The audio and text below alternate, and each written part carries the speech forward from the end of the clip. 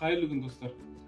Өздеріңіз білесіздер, қазіргі таңда Қазақстанда тұтынушылық несие көлемі жылдан жылға айдан-айға көбейіп бара жатыр. Қаржы нарығын реттеу және дамыту агенттігінің мәліметінше, шамамен 6 триллион теңгеге жуықтап қалған. Тек қана жеке тұлғалардың тұтынушылық мақсаттағы несиелерінің көлемінің өзі осындай. Бұл әрине біраз көп сома. Азаматтар несиені өздерінің тұрмыстық қажеттіліктеріне байланысты алып жатыр. Кей жағдайда бизнесте жүрген кісілердің өзі жеке тұлға ретінде банктен барып несие алу. Олар үшін сол тиімдірек. Заңды тұлға ретінде несие алу, бұл біраз процедурасы ұзаққа созылады және біраз барьерлер бар құжаттар тұрғысында. Бұл енді басқа әңгіме. Қазіргі біздің айтайын деп отырғандығымыз жеке азаматтар несиесіне байланысты. Несие беру кезінде банктер көбіне скорингтік модельді қолданады. Скорингтік модель дегеніміз бұл азаматтардың жеке бас тарихына қатысты кез келген дерек.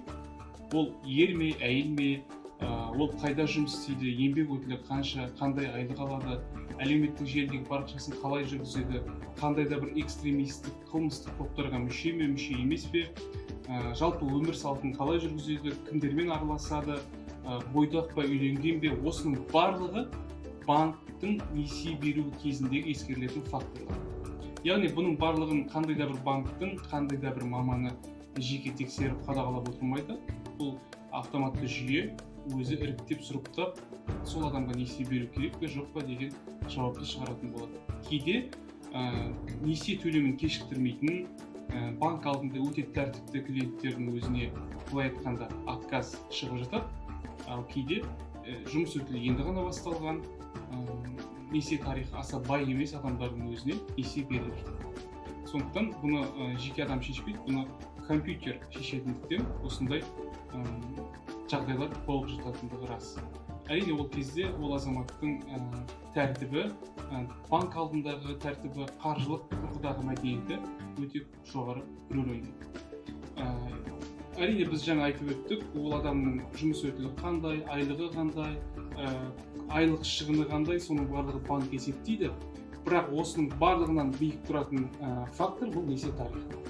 Несие тарихыңыз қаншалықты түзу болса, несие алу мүмкіндігіңіз де соншалықты жоғары болады.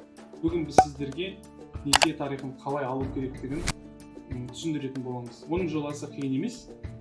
Біздің жағдайда екі нұсқасы бар.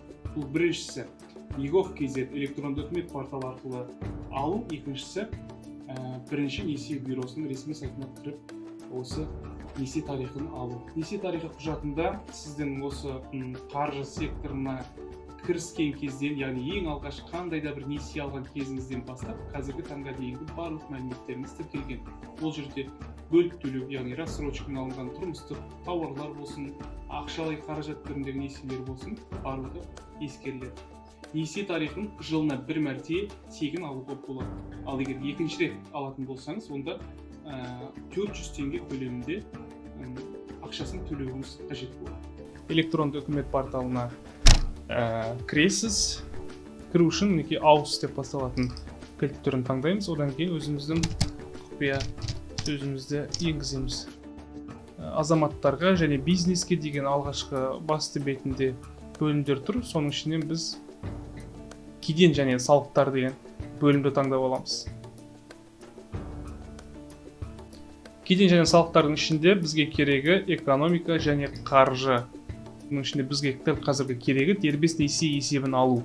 Мінекей мына бөлімге кіріп әрі қарай онлайн қызметке тапсырыс беруіміз керек. Жаңа ашылған терезеде біз онлайн сұрауды басамыз. Мінекей бізге жаңа бет ашылды, барлығы дұрыс толтырылған.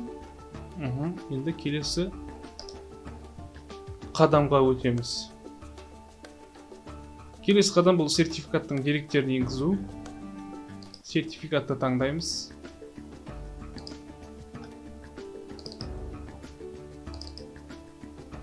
Бұл сертификатта енді RSA деп басталатын сертификат түрін енгізуіміз қажет.